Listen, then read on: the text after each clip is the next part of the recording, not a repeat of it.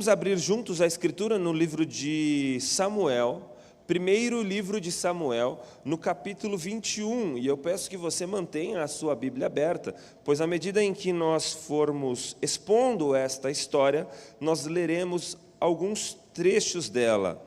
Portanto, o primeiro trecho que nós leremos está no primeiro livro de Samuel, no capítulo 21. Acompanhe com fé a leitura da Escritura. Ela é a palavra de Deus para o meu e para o seu coração.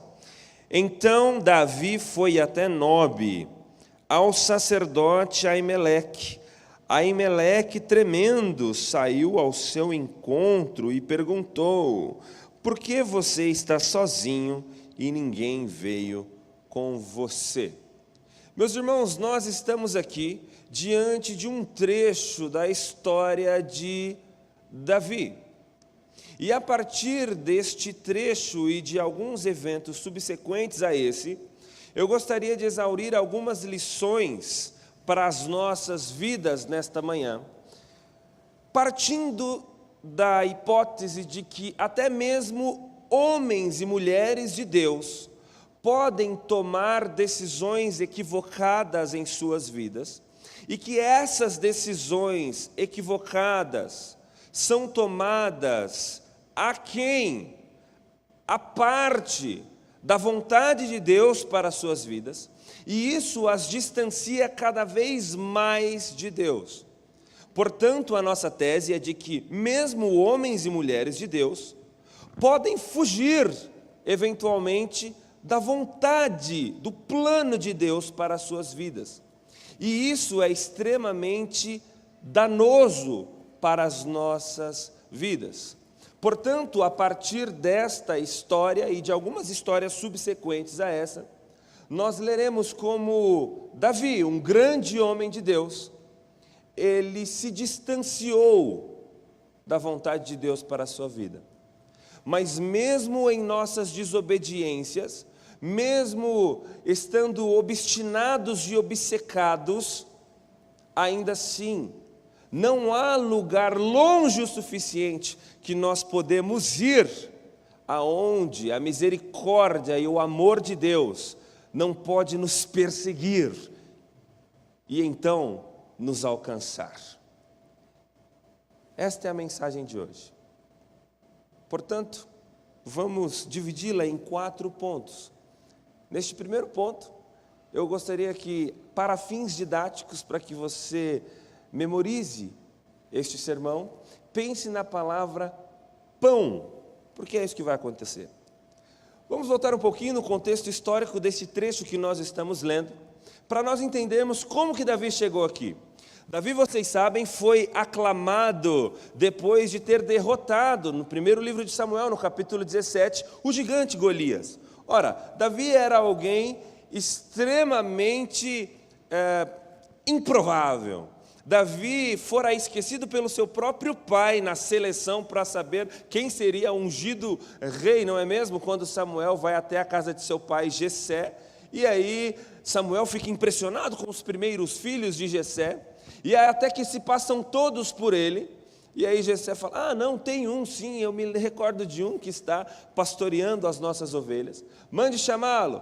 E aí Deus fala para Samuel aquela frase emblemática: olha, os homens veem segundo a aparência, mas eu vejo o coração. Davi então cresce, e Davi, ele passa a servir o rei Saul, tocando a sua harpa, tangendo a sua harpa, com a finalidade de acalmar Saul nos seus processos de crise. Até que se chega o dia em que Davi derrota o grande gigante Golias. Vocês todos conhecem bem a história, nós não precisamos mencioná-la aqui com muitos detalhes, mas fato é que isso gera um ciúme, inveja por parte de Saul em relação a Davi, a ponto de Saul começar a conspirar contra a vida de Davi e tentar matá-lo. Afinal de contas, as mulheres e as crianças cantavam cantigas dizendo que Saul matou os seus milhares, mas Davi dezenas de milhares. Isso faz com que Saul fique encandecido e ensandecido em sua inveja e tente matar Davi, não uma, mas algumas vezes. Davi se safou por conta de Mical, por conta de Jonatas, mas chega um momento que Davi começa a fugir de Saul. Este é o trecho em que nós estamos agora. Nós acabamos de ler o trecho que se inicia com a expressão então. Ou seja, isso denota que há uma sequência de eventos. Então Davi fugiu. E Davi, ele vai até esta cidade, essa região chamada Nob, e lá ele se encontra com esse sacerdote chamado Aimeleque, uma espécie de mausoléu. E aí, Davi, quando chega a Nob, Aimeleque vem a seu encontro, e Aimeleque faz essa pergunta que nós lemos aqui: Davi, o que está acontecendo? Por que você está aqui? Por que você está sozinho? Davi conta então 4 mentiras para Aimeleque. E aqui nós já começamos a ter provas de como esta descrição, a descrição desta história aqui no livro de Samuel, não está aprovando aquilo que Davi está fazendo. Porque embora Davi estivesse cheio de boa vontade, eu estou fugindo, eu estou lutando pela minha própria vida, eu estou tomando decisões baseado no fato de que se eu permanecer onde eu estou, eu serei morto. Mas mesmo boas intenções não validam escolhas erradas, não validam escolhas feitas aquém da vontade de Deus. Portanto, Davi conta a primeira mentira. Davi diz assim: eu não vim sozinho, os meus homens estão do lado de fora da cidade. Davi diz: eu estou a serviço do rei. Mentira, porque ele estava fugindo do rei. Terceiro, Davi diz: eu não posso dizer o que vim fazer porque estou num serviço secreto. Mentira. E quarto, Davi diz assim: você tem pão aí? Porque eu estou com fome. Aimeleque então diz assim: Davi, tem os pães da proposição. Quem acompanha aí a escola metropolitana, ou já leu o Antigo Testamento, sabe do que se trata. Havia um ritual rígido, rigoroso, protocolar, para você manusear os pães da proposição. E Davi mente dizendo que sim, ele já tinha passado por este rito de pureza. Veja, não é uma pureza moral, uma pureza cerimonial. Envolvia várias coisas, como, por exemplo, não ter relações íntimas nos últimos 15 dias e coisas do tipo.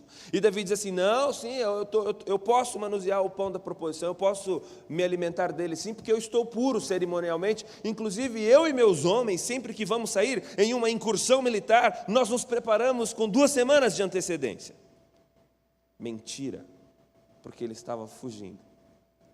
E meus irmãos, decisões erradas, quando são tomadas nas nossas vidas, elas nunca vêm sozinho. Um pecado nunca vem sozinho. Você conta uma mentira, depois você precisa contar uma segunda mentira para tentar validar a primeira mentira. Depois você precisa contar uma terceira mentira, porque você contou a segunda mentira, e aí a segunda mentira poderia desmentir a primeira mentira. E aí você vai entrando naquilo que a Bíblia diz que um abismo chama outro abismo. Davi agora toma uma atitude errada e agora ele precisa mentir para validar a sua atitude errada, mesmo cheio de boa intenção. Afinal de contas, ele estava lutando pela própria vida. Agora aqui está a primeira ironia do texto. Davi é de uma cidade chamada Belém. Belém, que no original Bethlehem significa padaria. O homem que saiu da padaria sente necessidade de pão, porque é isso que acontece comigo e com você quando nós estamos distantes de Deus. Quando nós tomamos decisões que nos distanciam de Deus, nós começamos a sentir falta daquilo que nós tínhamos em abundância. Você começa a perder o seu sono, você começa a ficar com tanta ansiedade, tanta preocupação, que você somatiza isso no seu corpo. Você começa a deixar de descansar em Deus, porque decisões erradas foram tomadas, e agora você começa a sofrer os efeitos daquilo que você tinha em abundância. Porque Deus nunca mandou Davi fugir. Ele estava agindo por conta própria. E o texto vai deixando cada vez isso mais claro. Primeira ironia, então, pão. Davi queria pão. Acontece que Davi continua o seu diálogo com Aimeleque, depois de se esbaldar com os pães da preposição. E ele diz para aquele sacerdote Aimeleque, ele diz assim, olha, você tem, por um acaso, uma arma aí? Porque eu saí correndo e esqueci a minha espada. Ora, essa pergunta por si só, já é uma pergunta esquisita, inusitada no mínimo, porque um sacerdote não tinha armas. Afinal de contas, ele prestava um serviço religioso, não é mesmo? Só que, curiosamente, talvez até por isso que Davi tenha procurado primeiro este lugar, a espada que fora de Golias estava lá, escondida. E aí, Aimeleque diz assim, ora, a espada de Golias, o homem a quem tu derrotaste, está aqui. E aí Davi usa uma expressão que é uma expressão de um coração incrédulo, uma expressão cínica, uma expressão de um coração duro.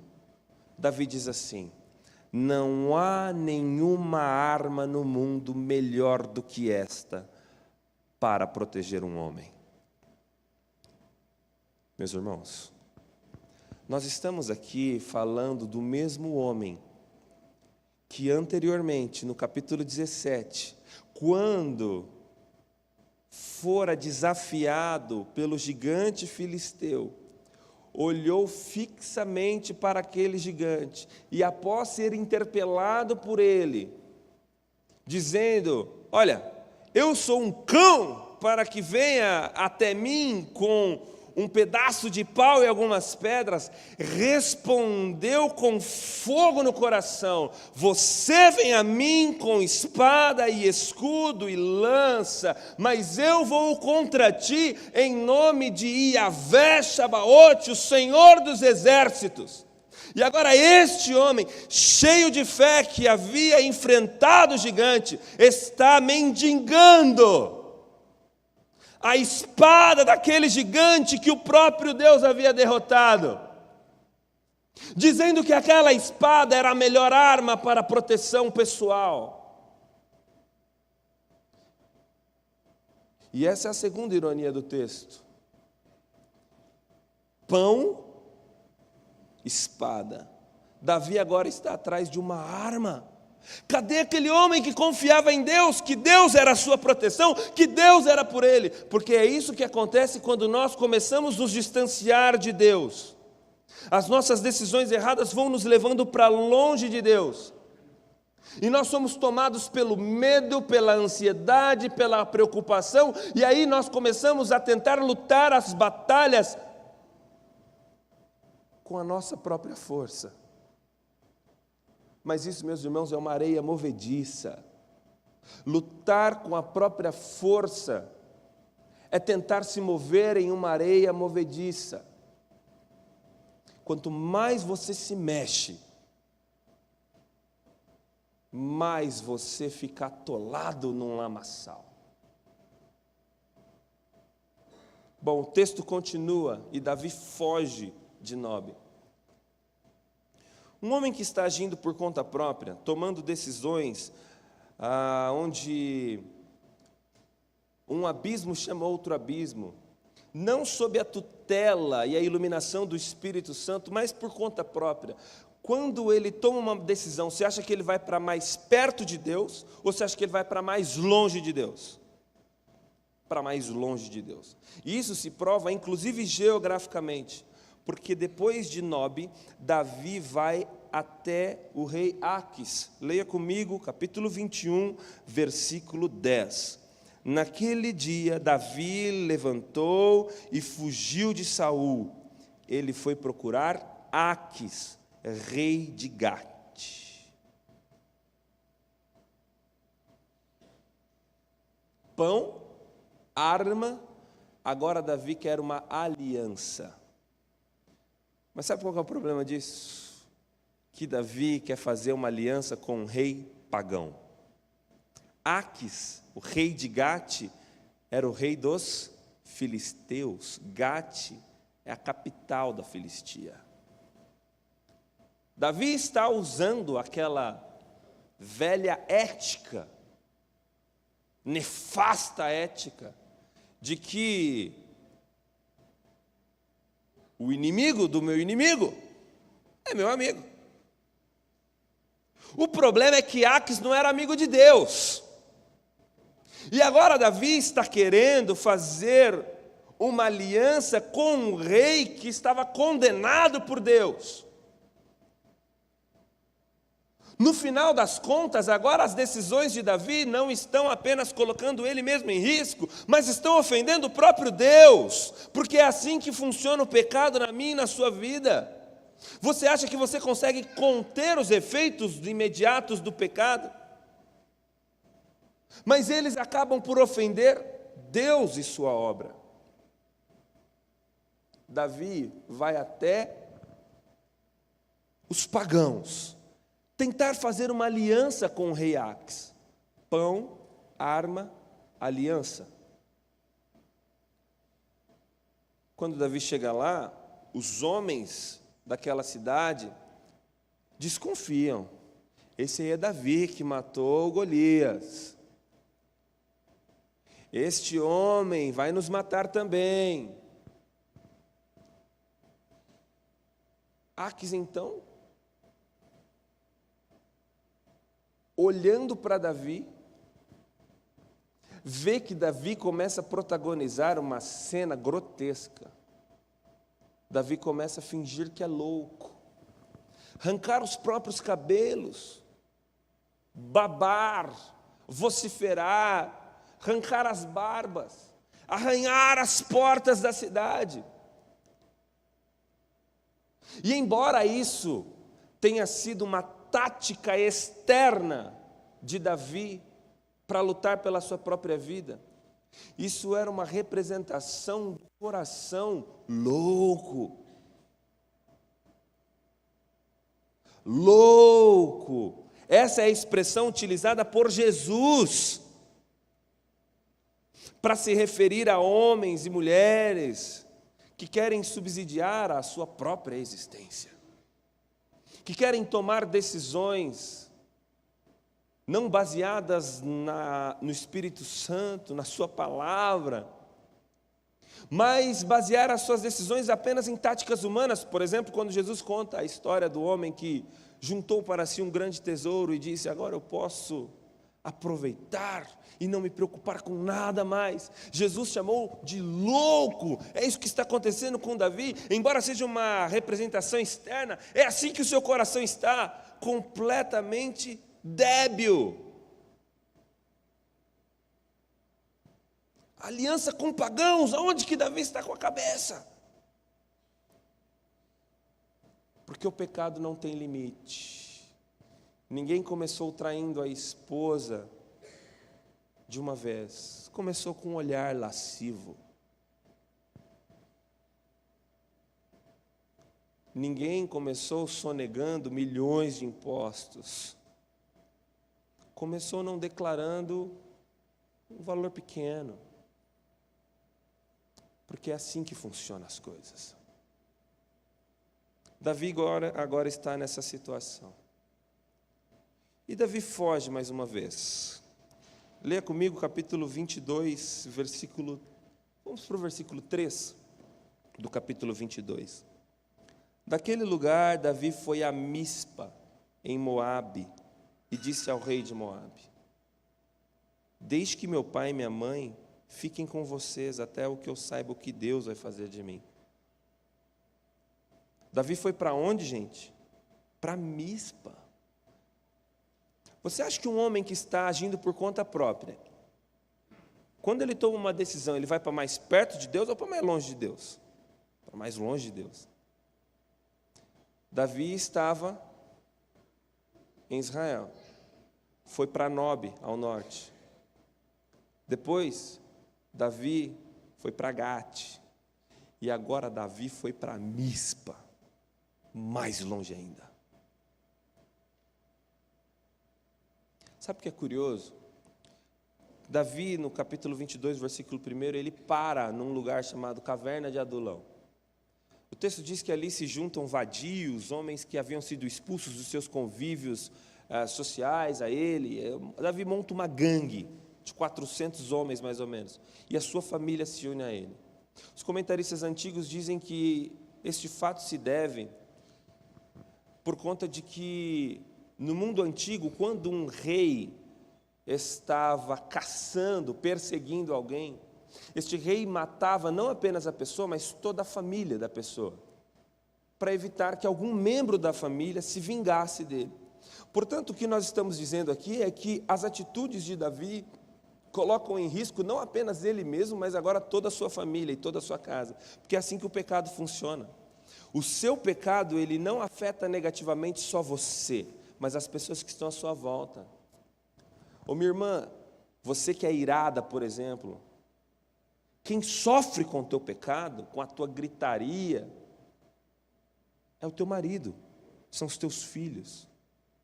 Ô meu irmão, se tu é um preguiçoso, um procrastinador, e a tua esposa já falou para você trocar o chuveiro de casa 30 vezes nos últimos 6 meses, você ainda não fez, saiba que quem sofre com a tua preguiça não é você, é a tua casa.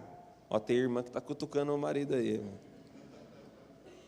Porque os nossos pecados ofendem as pessoas que estão ao nosso lado. E aí Davi agora vai para Mispa, para mais longe ainda. Pão, arma, aliança e agora refúgio. Davi está procurando um refúgio. Essa palavra, Matsuda, refúgio, fortaleza. Davi está procurando segurança. Agora, eu não sei se você já fez essa conexão imediatamente, mas Davi foi para Mispa. Isso te lembra alguma coisa? Quem era de Mispa? Ruth. E o que Ruth tem a ver com essa história, pastor? Veja só, Ruth era uma pagã. Uma pagã que havia se casado com um homem de Israel.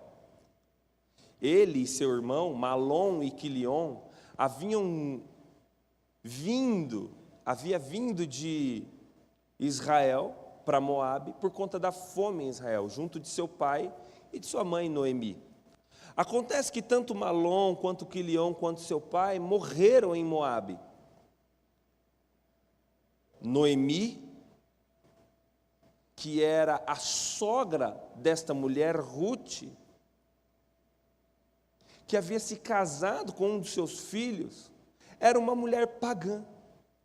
Depois da morte do marido de Noemi e de seus 2 filhos, Noemi decide então voltar para Israel.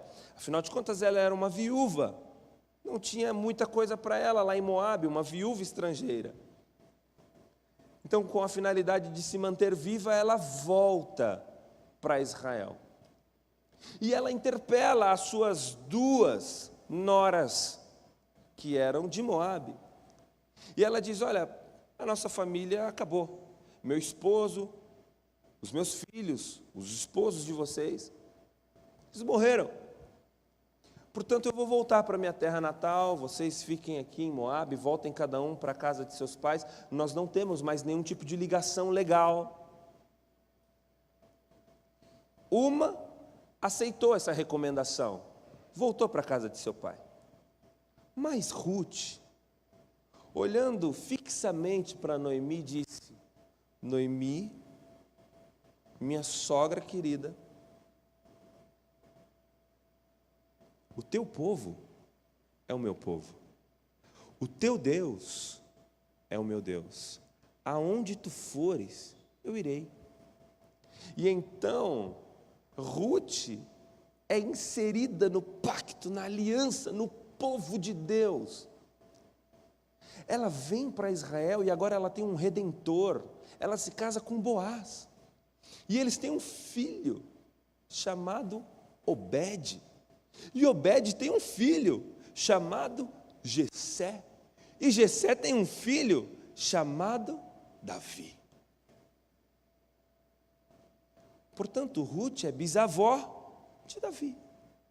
Se você abrir a escritura em Mateus capítulo 1, para quem não gosta de ler genealogia, é importante. Você saberá que Ruth faz parte da família de Jesus. E por que que isso nos é uma informação muito válida e útil aqui no texto?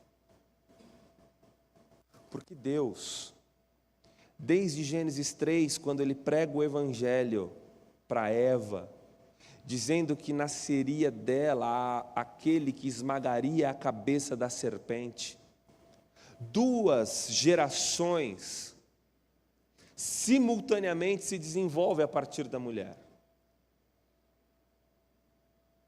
A descendência da mulher e a descendência da serpente. 2 povos, o povo de Deus e os inimigos de Deus. Isso fica muito bem ilustrado em Abel e Caim. Depois, em Jacó e Esaú. Há sempre aquele que é o escolhido de Deus. E este povo era escolhido para quê? Por que é que Deus chama um povo de forma ainda mais clara, faz promessas a Abraão, dizendo: sai da tua terra, da tua parentela e da casa de teu pai, vai para a terra que eu te mostrarei, porque de ti farei uma grande nação e através de ti serão benditas todas as famílias da terra. Então por que que Deus está separando um povo? Porque Deus está mantendo intacta a semente daquele que seria o esmagador de cabeça de serpente. E essa semente, este povo santo, eleito, escolhido por Deus para essa missão, de criarem um país que fosse a luz, a glória de Deus para todas as nações, porque por meio deste povo nasceria o Redentor, Jesus Cristo, naquilo que Paulo nos chamou de a plenitude dos tempos. Este povo deveria ser um povo puro, um povo santo.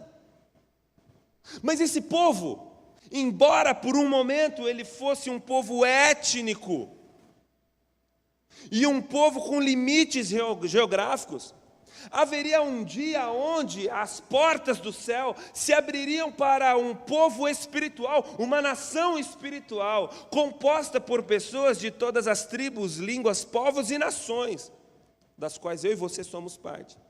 Mas mesmo antes deste grande evento, que é a crucificação, abrir as portas do céu para gente de todo povo, tribo, língua e nação, mesmo antes, Deus já estava fazendo prenúncios das suas intenções. Então Deus já traz alguns pagãos para o pacto, simbolizando que um dia o pacto seria com gente de toda a tribo, povo, língua e nação.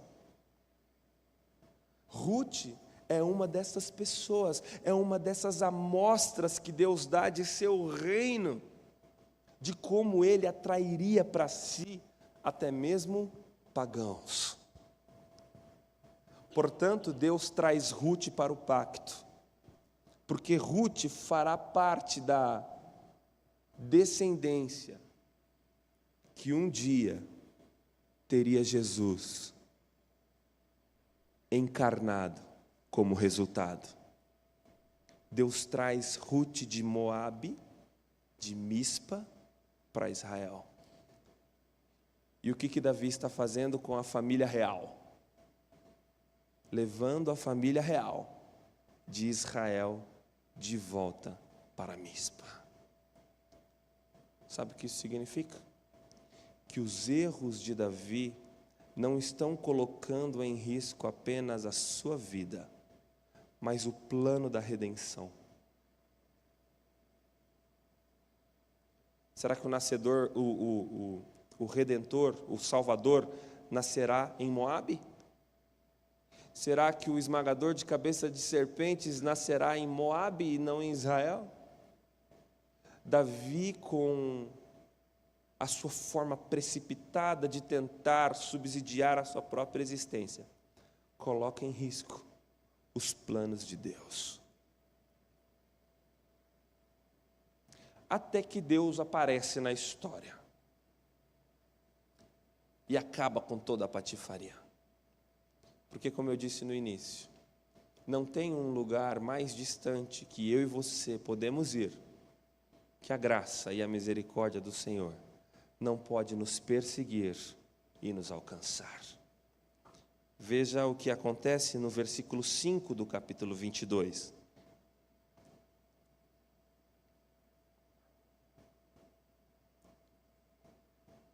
Porém, veja que tem uma conjunção coordenativa adversativa aqui. Porém, o profeta Gade, a cidade é Gate, o profeta é Gade. Gade foi um profeta muito importante na jornada de Davi. O profeta Gade disse a Davi: não fique neste lugar seguro, vá e entre na terra de Judá. Meus irmãos, Davi poderia contrapor a voz de Deus, não é mesmo? Senhor, o que eu vou fazer em Judá? Se tem um sujeito com recursos praticamente ilimitados, afinal de contas ele é o rei, querendo me matar, por que é que eu vou dormir no quintal do meu inimigo? Lá, Senhor, eu estarei frágil. Lá, Senhor, eu estarei vulnerável. Lá, Senhor, eu serei uma presa fácil. Lá, Senhor, eu vou estar completamente vulnerável a qualquer coisa que Saul queira fazer comigo. Por que é que o Senhor quer me deixar neste estado, neste lugar? Porque, meus irmãos, o lugar supostamente mais seguro do mundo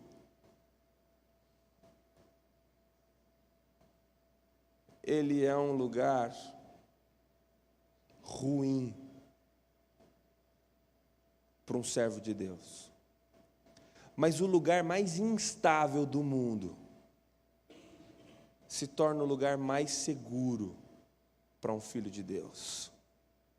Porque a nossa segurança não é um lugar, a nossa segurança não são os nossos recursos, a nossa expertise, o nosso trabalho, o nosso dinheiro. A nossa segurança é Deus, o Todo-Poderoso. E então Deus poderia responder para Davi: Davi, você pode achar que você está num lugar seguro, mas agindo com os próprios recursos, você só está indo para mais distante daquilo que eu tenho para você. Você estando em Judá é um lugar vulnerável, você estará frágil e exposto. Mas é lá que o meu poder ficará evidente, na proteção que eu vou prover na sua vida. E é isso que Davi faz, veja o que acontece. E então Davi saiu e foi para o bosque de Herete. Davi foi literalmente morar no quintal do inimigo. Porque o lugar mais frágil, mais instável, com Deus, é o lugar mais seguro. Aprenda essa lição. O lugar mais instável, mais vulnerável, a uma santa instabilidade, é o melhor lugar para se estar, desde que Deus esteja nele. Davi foi atrás de pão, arma, aliança e segurança. No final, Davi ouviu a voz de um Deus, dizendo: volte para o lugar de onde você jamais devia ter saído. Eu não mandei você fazer nada disso. Aquiete seu coração, sou eu quem luta as suas batalhas. E Deus protegeu Davi. A história está aí para nos contar. E o próprio Davi reconheceu isso. Nós estamos em 1 Samuel 22. Se você abrir a sua Bíblia em 2 Samuel 22, estará escrito assim: estas são as palavras que Davi cantou ao Senhor, depois de Deus tê-lo livrado das mãos de Saul e de todos os seus inimigos. 2 pontos. Veja só, o texto diz que estas são as palavras que Davi cantou ao Senhor, depois de Deus tê-lo livrado. Quem livrou Davi? Foi os seus recursos? Foi a sua maneira esperta de fugir? Foi a sua fuga precipitada? Foi a sua expertise? Foi a sua habilidade com espada? Foi a sua lábia? Foi a sua capacidade teatral de se fingir de louco? Não, Deus quem livrou Davi das mãos de Saul e de todos os seus inimigos, 2 Samuel 22. Como é a canção que Davi canta para Deus? Yahvé, Rabamatsuda, o Senhor é a minha segurança. A mesma expressão que ele usou quando ele chegou lá em Moabe, eu preciso de um lugar seguro. Agora ele usa em sua canção para se referir ao Senhor, porque a nossa segurança não é um lugar, é o Senhor. O Senhor é o nosso refúgio, o Senhor é a nossa segurança. Houve alguém que jamais tomou uma decisão precipitada. Houve alguém superior a Davi que nunca se distanciou da vontade de Deus. Muito embora esta vontade fosse extremamente dura e rigorosa, a ponto deste mesmo homem orar a Deus, suando sangue de tanta angústia, e fazer um pedido em uma oração sincera: se possível, Pai, afasta de mim este cálice. Se possível, Pai, faça uma adaptação neste plano. Se houver a possibilidade de eu não beber o cálice da ira de um Deus contra os pecados de seu povo, afasta de mim este enredo. Contudo, seja feito em mim a tua vontade. Este homem não fugiu da vontade de Deus. Ele encarou a vontade de Deus. Este homem não regrediu o plano de Deus da redenção. Este homem concretizou o plano de Deus da redenção. Este homem não fugiu procurando benefícios próprios. Este homem veio de um lugar seguro para um lugar instável. Este homem não estava procurando segurança e refúgio. Este homem se deu a homens maus como Pilatos e disse a ele: se eu quisesse, eu mandaria que as hostes celestiais destruíssem vocês. Mas eu me submeto ao plano eterno de Deus. Este homem não procurava benefícios próprios. Este homem, ao contrário de Davi, não arregimentou uma gangue para fazer serviços de mercenários. Ele arregimentou 12 homens para mudar as suas vidas para sempre. E tem arregimentado gente como eu e você até hoje para mudar a vida desses homens para sempre. Este homem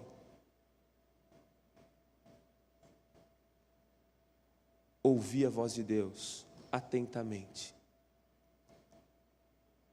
e todas as suas ações eram concernentes e condizentes, coerentes e congruentes com a vontade do Deus Altíssimo. Estou falando de Jesus, o meu e o seu Salvador.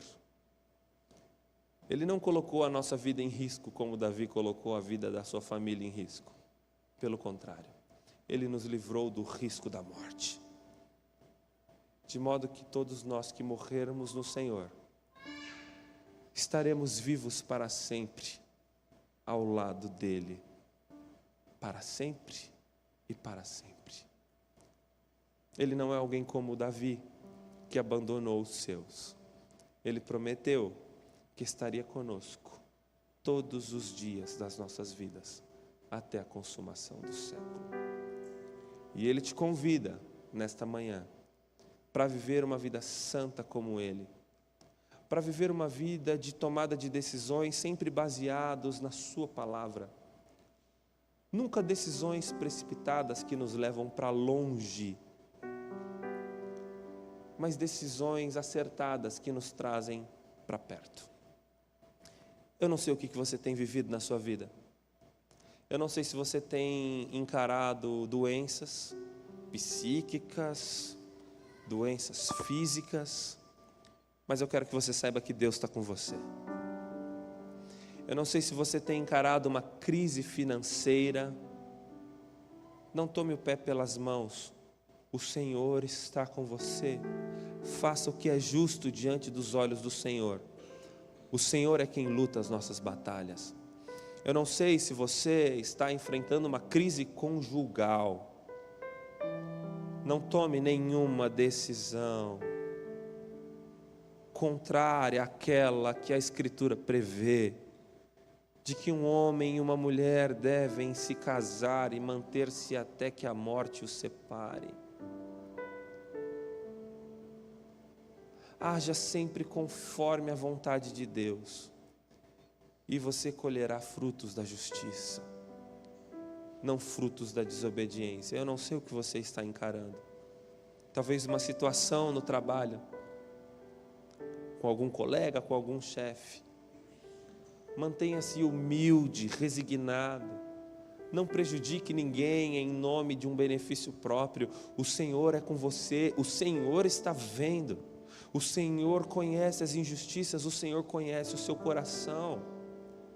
Mantenha-se puro diante de Deus, não lute com as próprias forças. O Senhor Jesus teve uma vida resignada, e por isso Ele colhe a recompensa do seu sacrifício. Mantenha-se resignado diante do Cordeiro de Deus. Você colherá os frutos da justiça.